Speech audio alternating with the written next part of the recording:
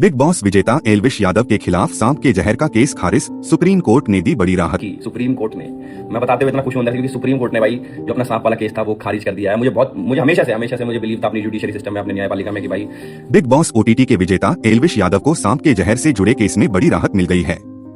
Supreme court की 2 सदस्यीय bench ने एल्विश के खिलाफ आपराधिक केस खारिज कर दिया है। बिग बॉस ओटीटी के विजेता और चर्चित यूट्यूबर एल्विश यादव को सुप्रीम कोर्ट से बड़ी राहत मिल गई है।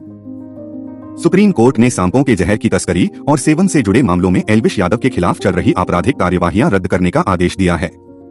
सुप्रीम कोर्ट ने यह फैसला सुनाते हुए कहा है कि जिस तरह से शिकायत दर्ज की गई थी उसमें प्रक्रिया के स्तर की कई खामियां थीं।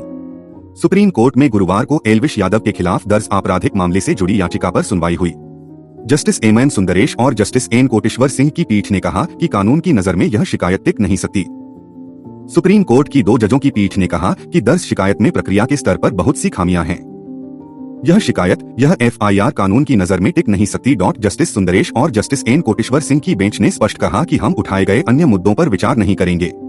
सुप्रीम कोर्ट ने एल्विश यादव के खिलाफ चल रही आपराधिक कार्रवाई रद्द करने का आदेश दिया। सुप्रीम कोर्ट ने कहा कि वन्यजीव संरक्षण अधिनियम के तहत दर्ज शिकायत अधिकृत व्यक्ति की ओर से नहीं दर्ज कराई गई थी। कोर्ट ने कहा कि एल्विश यादव पर लगाए गए आरोप गुरुग्राम में पहले दर्ज की गई एक प्राथमिकी पर आधारित थे। इस प्राथमिकी के मामले में पहले ही क्लोजर रिपोर्ट दाखिल हो चुकी है।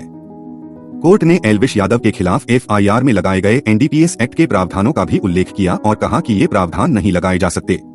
सुप्रीम कोर्ट ने कहा कि सह आरोपी से बरामद तरल पदार्थ एंटीवेनम अनुसूची में वर्णित पदार्थों के तहत नहीं आता।